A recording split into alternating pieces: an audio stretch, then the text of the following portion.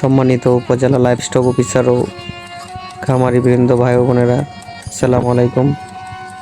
ACI animal জেনেটিক্সের পক্ষ থেকে আপনাদের আন্তরিক শুভেচ্ছা অভিনন্দন। আজকে আমি আলোচনা করব বোবাইন এফিমেরাল ফিভার কি, এটা কেন হয় এবং কয়দিন পর্যন্ত স্থায়ী থাকে এই বিষয়ে আপনাদের অবগত করতে চাই।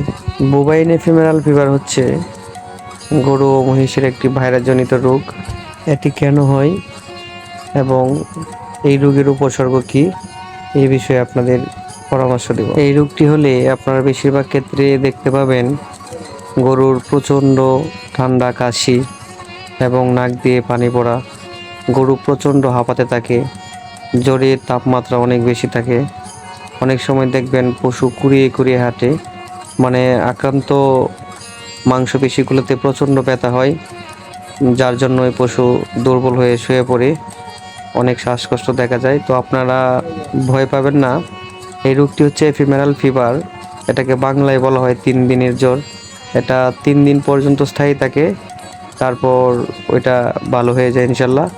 অনেকেই টেনশন করেন যে আমার পশুটি হয়তো মারা যাবে, কি নাকি কি হয়েছে। তো আপনারা টেনশন করবেন না, এফিমেরাল ফিভারের যে সিনড্রোমগুলো বলেছি এগুলো দেখতে পেলে আপনারা ভাববেন যে এটা এফিমেরাল ফিভার। আর এফিমেরাল ফিভার মূলত মশা মাছির কারণে ছড়ায়। গরুর ঘরে সবসময় যেভাবে মশা নিধন হয় সেই ব্যবস্থা করবেন। আর আপনারা ভয় পাবেন না, ভেঙে পড়বেন না। এটি 3 দিন পর্যন্ত থাকে, 3 দিন চলে গেলে গরু সুস্থ হয়ে যায় ইনশাল্লাহ। বোবাইন হচ্ছে গরু সম্পর্কিত, আর এফিমেরাল হচ্ছে স্বল্পমেয়াদী, ফিভার হচ্ছে জ্বর। এই জন্য এটাকে বোবাইন এফিমেরাল ফিভার বলা হয়ে থাকে। বাংলাতে আমরা এটাকে বলি 3 দিনের জ্বর। তো উপসর্গগুলো দেখলে আপনারা অনেকেই ভয় পান, আসলে ভয় পাওয়ার কিছু নাই, ভয় করবেন না।